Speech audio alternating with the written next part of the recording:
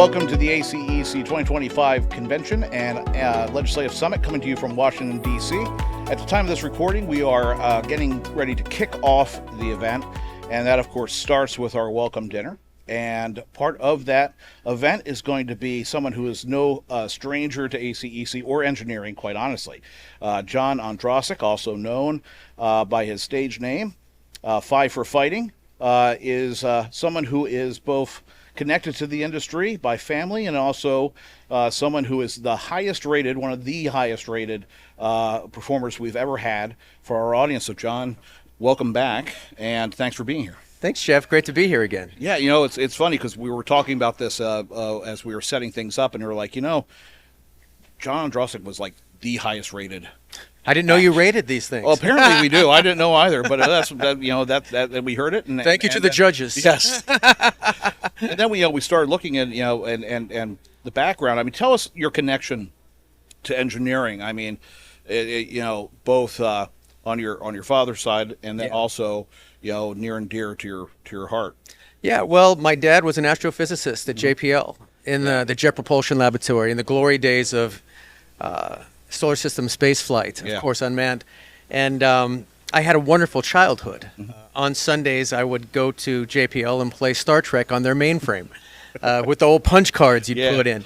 And he would bring home pictures of, the moons of Saturn, and I would be the first to see them. And certainly I had a love for astronomy and engineering. And as I said, like most kids back in the day, just enthralled by space flight. And I would go to some of the launches. We went to the Viking launch. And so I had the engineer dad and the musician mom. Yeah. Mom was a piano teacher. And in the late 70s, my grandfather was running our family business. Mm-hmm. It was a small wire manufacturing business called Precision Wire. And unfortunately, he passed away very suddenly in his 60s. So my dad had the decision, does he go kind of continue with JPL? Does he go take over the family business? And he's a very loyal son, and he liked the idea of working for himself. So he took over Precision Wire, which at the time had maybe 30 employees and foot welders. And he still continued to advise at JPL for 10 years, but he took over the family business, and he used his engineering skills to not only design new products, but to build machines to produce our products. Mm-hmm.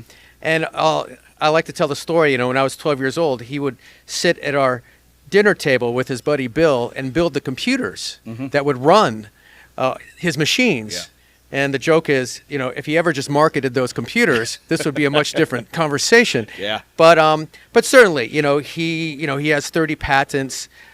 He re-engineered the shopping cart, which nobody thought, you would think they'd be engineered to death. Yeah. Right? But they weren't. And he basically created what we call a new concept cart, where the basket doesn't move and it's much lighter and has more capacity, that has now become the standard of the industry. But he just loves the bug. He loves creating things. He loves problems. And my son, Johnny, who works for the business, just got his first patent. Yep, there we are. So I love engineers. I was a math major in school.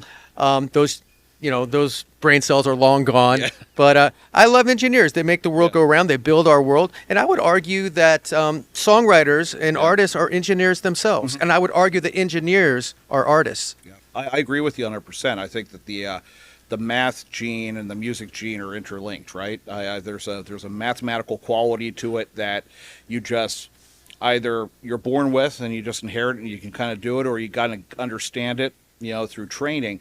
That kind of goes to the question of how do you think that mathematical background with the family, being exposed to it, being a math major yourself, kind of helped influence that musical side that you have, and then how did that, entrepreneurial side help kind of guide your music career? Because you started John Scott was one of the first endeavors that was with Pat Benatar. You worked with Pat Benatar on that, right?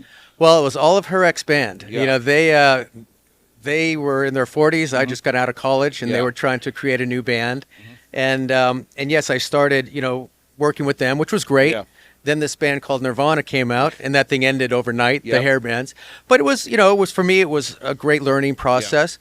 But yeah, as you said, I think, you look at historical figures. Galileo was a musician, Einstein was a musician. And at the top of certainly mathematics, it's creativity. Yeah.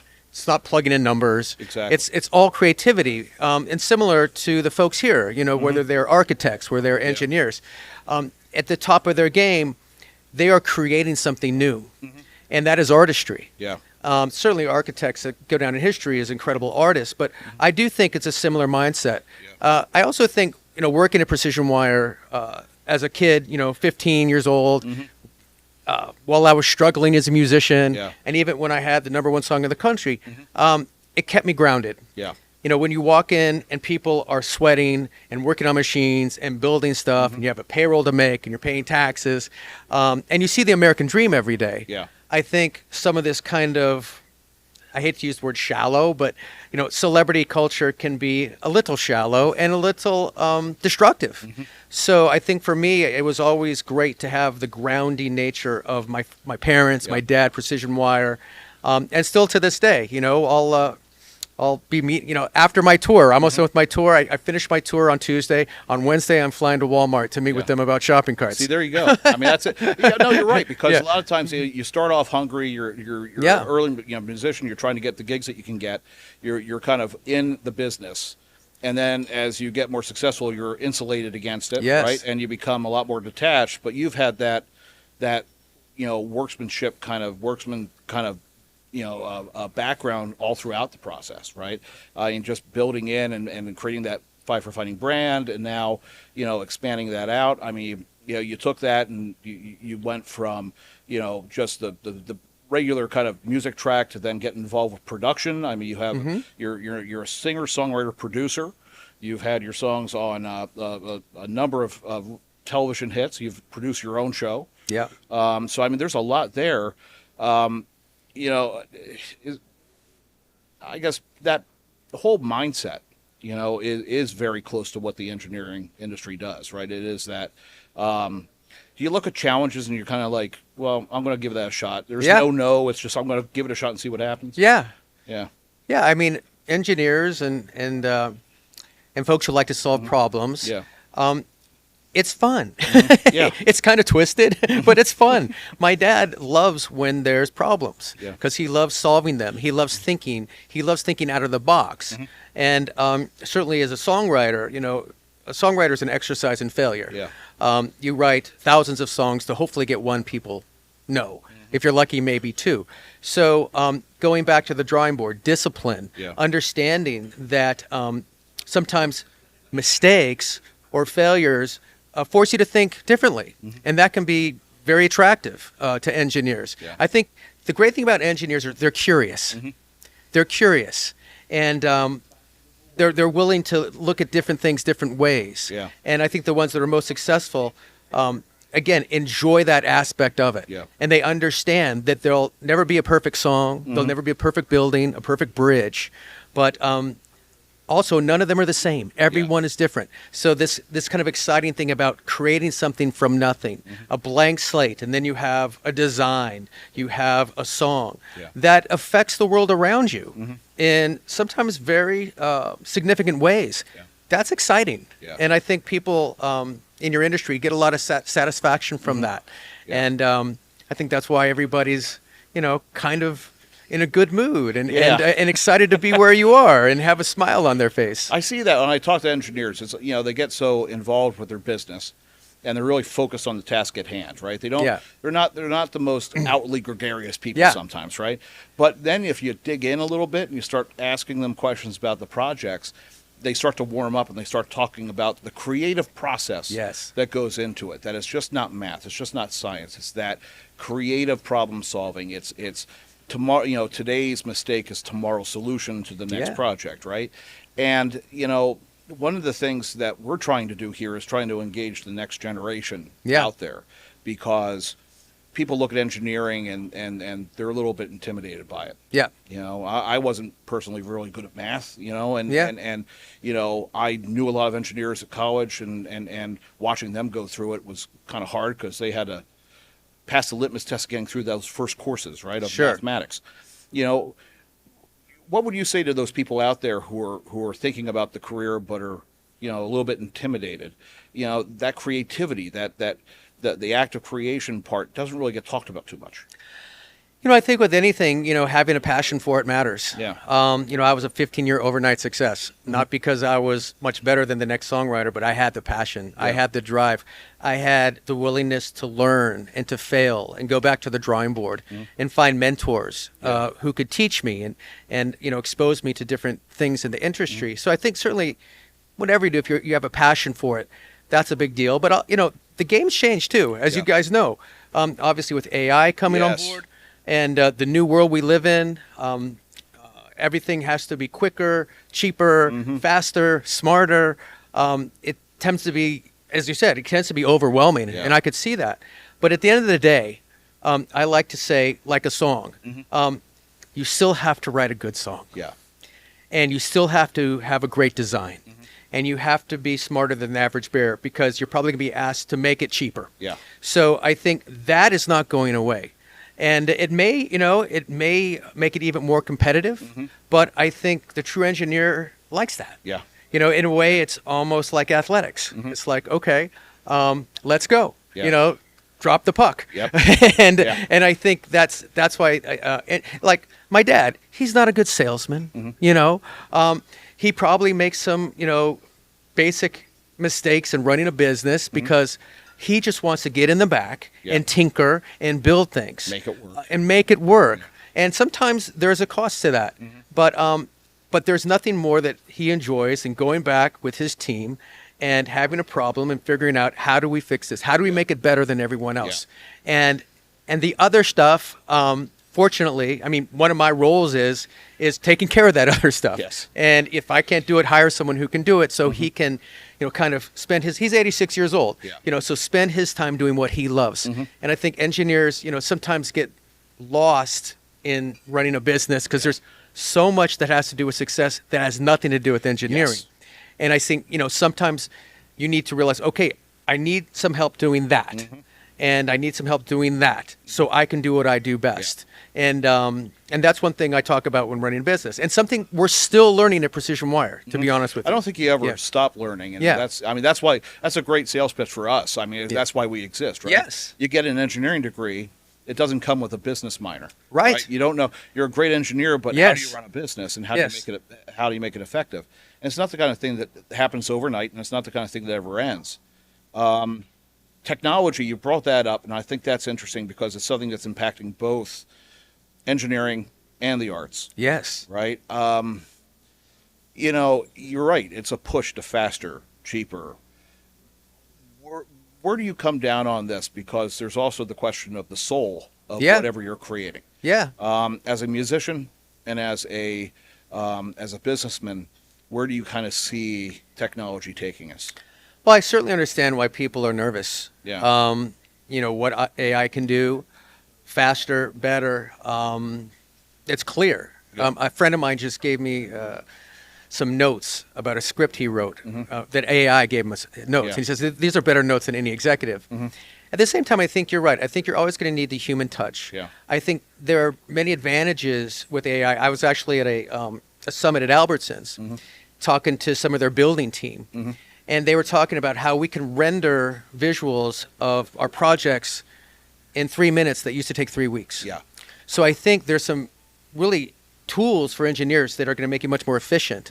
And you'll spend your time more on creative things than kind of drudgery. Yeah. So I think that is exciting, but certainly it is a challenge. And I think, as always, you're going to have to find new ways to do things. The people that do that first will probably be the most successful. But at the end of the day, whether it's writing a song or designing a building, the human mind, and the fact that it's infallible, and it's not zeros and ones, I don't think will ever be surpassed. And I don't think anytime soon you'll go see a robot singing at a concert. Maybe I'm wrong. Maybe I'm naive, but that's what I hope. That's what that's my maybe that's my ignorance. But I do think the human touch is critical, and certainly one big part of success is relationships. I owe basically my career to relationships, not to my songwriting, not to perseverance, not to work ethic. But there was one program director that I had a great relationship with. I'd done a lot of work with her. And when Superman was tanking on the charts, she stuck with it. And because she did, we're talking today. So you'll never replace the the relationships between human beings and on projects. And I think that's one thing people forget about. Yeah, and I think that is also echoed with our industry. It's the whole idea of being a trusted partner for a long term. Relationships matter. It's those soft skills, and they don't come naturally to everybody. You have to develop them over time, and that takes as much work as everything else. So I think you're gonna have an audience tonight that actually is right in line with your thinking. What are you hoping to get out of tonight? What are you hoping to deliver to the audience? And then talk a little bit about the work that you're doing outside of the manufacturing kind of the music space, more of the philanthropic side of Sure. Yeah, I always feel very comfortable, coming to speak to you and your folks, because again, I wear the nerd logo proudly, and so does my father and my son, and I think we are the true rock and rollers. We are the rock and rollers, and sometimes, as you said, we may not be, super outgoing, but that's because we're in our minds, and we're thinking, and we're curious, and again, that kind of, I would say, celebrity shallow stuff, that's not who we are. Doesn't mean we can't be the funniest guy in the room and the party animal, but that's just our nature. So I think tonight I'm going to talk about some things I've learned through music, creative tools, but also some things I've struggled with, and also I'm going to talk a little bit about kind of our own well-being. I think there's a nature of competitive people, thinkers, creators, to think of themselves last, their personal well-being last. We're focused on the project. We're focused on solving the problem. We're not going to eat for 4 days. We're not going to sleep. And we get so wrapped up in what we're doing that our health suffers. So I think it's also important to realize, we got to keep ourselves healthy, not just for having a nice life, but it makes us better at our jobs. So I'm going to talk about that a little bit.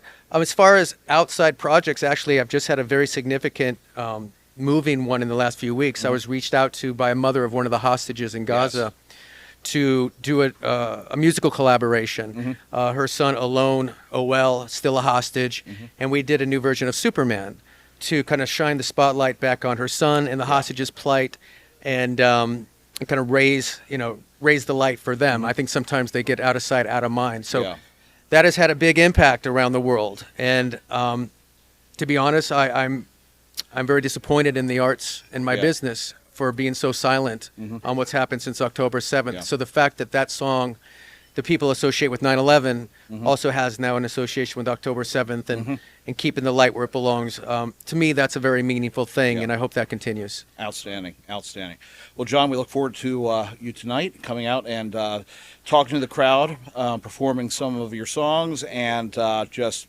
having a great kickoff to our event. So I really appreciate you taking the time, of course, in advance to come on the show. Thank you, Jeff. Fantastic. And again, John Ondrasik, he is the Grammy-nominated and America Music Awards-nominated artist, also small business owner, and proud nerd, just like all of us here. And again, this has been Engineering Influence podcast from the American Council of Engineering Companies. See you next time.